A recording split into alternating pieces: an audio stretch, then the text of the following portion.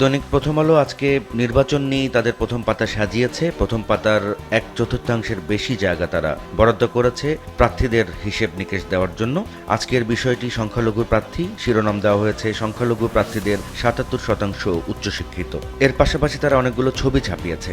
ঢাকা 3 আসনে গয়েশ্বরচন্দ্র রায়, বান্দরবনে সাচিংপ্রু, খুলনা 1 আসনে কৃষ্ণনন্দী, চট্টগ্রাম 11 আসনে দীপা মজুমদার, গাজীপুর 4 আসনে মানবেন্দ্র দেব এবং মৌলভীবাজারে শ্রীমঙ্গলে প্রার্থী প্রীতম দাসের ছবি তারা ছাপিয়েছে এবং তারা বলছে নির্বাচনী প্রচারে ব্যস্ত সংখ্যালঘু প্রার্থীরা। এ সংক্রান্ত আলাদা একটি প্রতিবেদনও ছাপানো হয়েছে। পাশাপাশি দুটি প্রতিবেদনে প্রথম আলো জানাচ্ছে জামাত এবং বিএনপির প্রচারের খবর।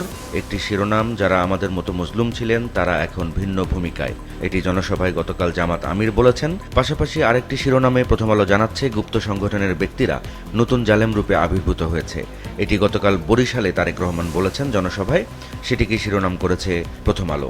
গতকাল জামাত ইসলামী তাদের নির্বাচনী ইশতেহার দিয়েছে।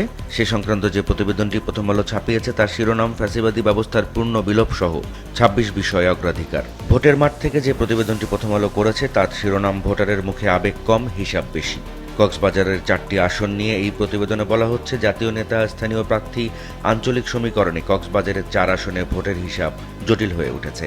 চট্টগ্রাম বন্দরে কর্মবিরতির খবর প্রথম আলো এক কলামে ছাপিয়েছে। প্রথম পাতার নিচের দিকে শিরোনাম দেওয়া হয়েছে 8,000 কোটি টাকার রপ্তানি পণ্য আটকা।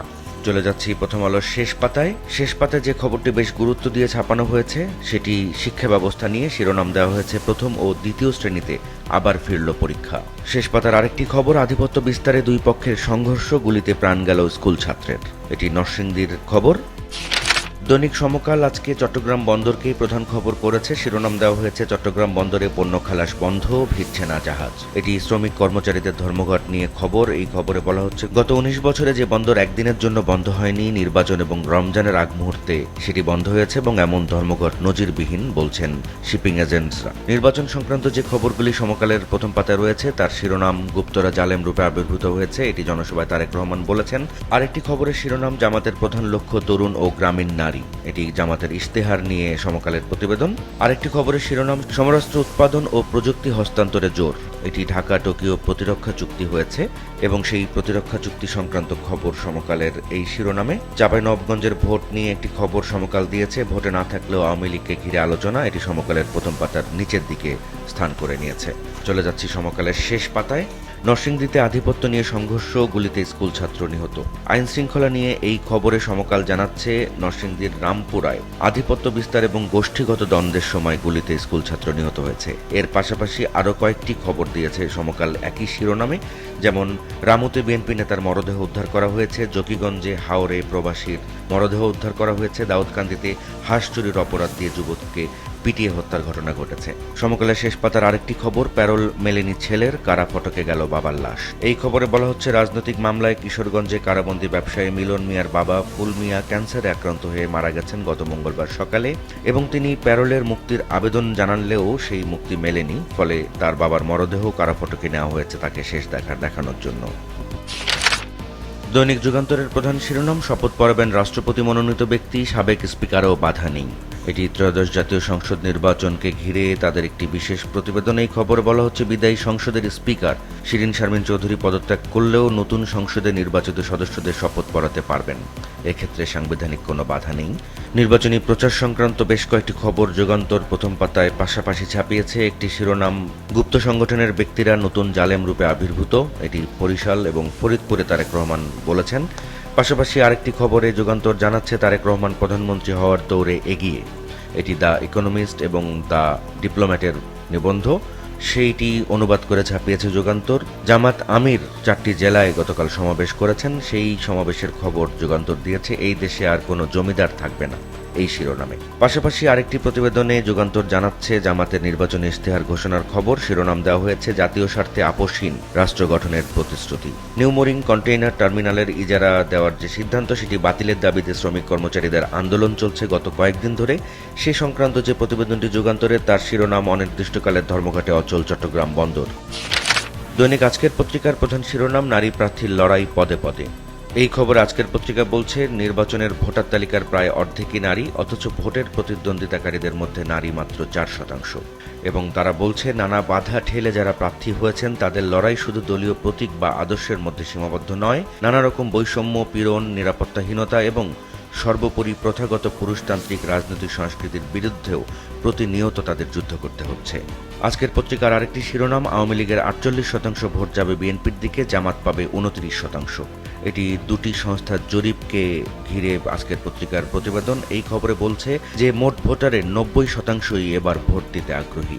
নির্বাচনী প্রচার সংক্রান্ত যে খবরগুলো আজকের পত্রিকা দিয়েছে তার একটি শিরোনাম, গুপ্ত একটি দল নতুন জালেম রূপে আবির্ভূত হয়েছে। এটি বরিশালের জনসভায় তারেক রহমান বলেছেন। পাশাপাশি আরেকটি খবরে আজকের পত্রিকা জানাচ্ছে, রাষ্ট্র সংস্কার, সুশাসন সহ 26 প্রাধান্য জামায়াতের। এটি জামাতের ইশতেহার নিয়ে আজকের পত্রিকার প্রতিবেদন। ভোটের আদলে তৈরি 6টি সিল সহ গ্রেপ্তার 1। এটি লক্ষ্মীপুরে ভোটের আদলে অবৈধভাবে বানানো 6টি সিল সহ সোহেল রানা নামে একজনকে গ্রেপ্তারের খবর। এই ঘটনায় জামাতের একজন নেতা সৌরভ হোসেন শরীফ, তার নামে মামলা করা হয়েছে, আসামি করা হয়েছে, তবে তিনি পলাতক রয়েছেন, এমনটি জানাচ্ছে আজকের পত্রিকার এই খবর। ভোটের প্রচারের মাঠে সংঘর্ষ হামলার ঘটনা নিয়ে আজকের পত্রিকা যে খবরটি ছাপিয়েছে তাতে শিরোনাম, সংঘর্ষ, হামলা, আগুনে উত্তপ্ত ভোটের মাঠ। এই খবরে আজকের পত্রিকা জানাচ্ছে, 3 জেলায় বিএনপি জামাত সংঘর্ষে আহত হয়েছে অন্তত 38 জন। চট্টগ্রাম বন্দরে যে জটিলতা তৈরি হয়েছে গত কয়েকদিন ধরে কর্মচারী এবং শ্রমিকদের ধর্মঘটের কারণে, এই খবরের শিরোনাম আজকের পত্রিকা দিয়েছে, কাটছে না অস্থিরতা, জাহাজ জট বাড়ছে। এবং এই খবরে বলা হচ্ছে, এনসিটি ইজারা দেওয়ার প্রতিবাদে 5 দিন ধরে শ্রমিকদের লাগাতার কর্মবিরতি চলছে। দৈনিক কালের কণ্ঠ প্রধান শিরোনাম করেছে চট্টগ্রাম বন্দরের খবরটিকেই। শিরোনাম দেওয়া হয়েছে, চট্টগ্রাম বন্দরে অচল অবস্থা। পাশাপাশি আরেকটি খবরে কালের কণ্ঠ জানাচ্ছে, ভারতকে মার্কিন শুল্ক ছাড়ে চ্যালেঞ্জে বাংলাদেশের রপ্তানি। রাজনৈতিক উদ্দেশ্য ও নির্বিচারে আটক চলছেই। এই শিরোনামে কালের কণ্ঠ যে প্রতিবেদনটি ছাপিয়েছে সেটি হিউম্যান রাইটস ওয়াচের প্রতিবেদন। এই খবরে বলা হচ্ছে, প্রতিষ্ঠানটি জানিয়েছে ভিন্নমত দমনে ব্যবহৃত আইন দিয়ে অন্তর্বর্তী সরকারের আমলেও গ্রেপ্তার চলছে। পাশাপাশি অধিকারের প্রতিবেদন নিয়ে আরেকটি রিপোর্ট ছাপিয়েছে কালের কণ্ঠ। শিরোনাম দেওয়া হয়েছে, 17 মাসে বিচার বহির্ভূত হত্যা 45, গণপিটুনিতে নিহত 181 জন। নির্বাচনী প্রচার নিয়ে যেসব খবর কালের কণ্ঠ ছাপিয়েছে সেটি প্রথম পাতার নিচের দিকে দেখা যাচ্ছে। একটি শিরোনাম, 41 দফা ইশতেহারে 26 অগ্রাধিকার। এটি জামাত ইসলামের ইশতেহার নিয়ে কালের কণ্ঠের প্রতিবেদন।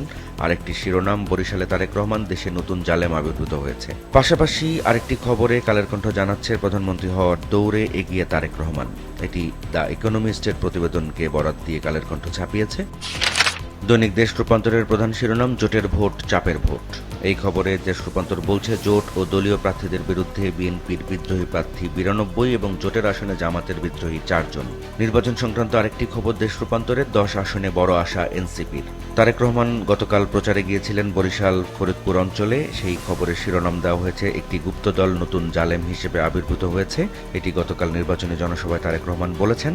আর আসলে মরদেহ পোড়ানোর মামলার রায় হবে আজ, সেটিও দেশ রূপান্তর প্রথম পাতাতে এক কলামের একটি খবর হিসেবে ছাপিয়েছে। দেশ রূপান্তরের শেষ পাতার খবর, চুক্তির প্যাচে অচল চট্টগ্রাম বন্দর। চলে যাচ্ছি দৈনিক কালবেলায়। কালবেলার প্রধান শিরোনাম, স্বতন্ত্রের চাপে বিএনপি। এই খবরে বলা হচ্ছে, বিএনপি প্রার্থীদের বিরুদ্ধে অন্তত 40টি আসনে শক্ত অবস্থানে স্বতন্ত্র প্রার্থী। নিরাপদ ও মানবিক বাংলাদেশ গড়ার অঙ্গীকার জামায়াতের। গতকাল জামাত ইসলামী তাদের 41 দফা নির্বাচনী ইশতেহার ঘোষণা করেছে, সে সংক্রান্ত প্রতিবেদন এটি। আরেকটি খবরে কালবেলা জানাচ্ছে, নতুন জালেম রূপে এসেছে গুপ্ত সংগঠনের ব্যক্তিরা। এটি গতকাল জনসভায় তারেক রহমান বলেছেন। হিউম্যান রাইটস ওয়াচ গতকাল একটি প্রতিবেদন প্রকাশ করেছে। সেই সংক্রান্ত যে প্রতিবেদনটি কালবেলা দিয়েছে তার শিরোনাম, বিচারহীন আটক, সহিংসতা অব্যাহত, মানবাধিকার সংকটপূর্ণ। নির্বাচনের আগে 1000 কোটি টাকার বাস কিনতে তাড়াহুড়ো। এটি কালবেলা শেষ পাতার খবরের শিরোনাম। এই খবরে বলা হচ্ছে, অন্তর্বর্তী সরকারের শেষ কর্মদিবসের 2 দিন আগে চূড়ান্ত হচ্ছে ঠিকাদার নিয়োগ এবং হঠাৎ সব কাজে গতি বেশ বাড়িয়ে দেওয়া হয়েছে।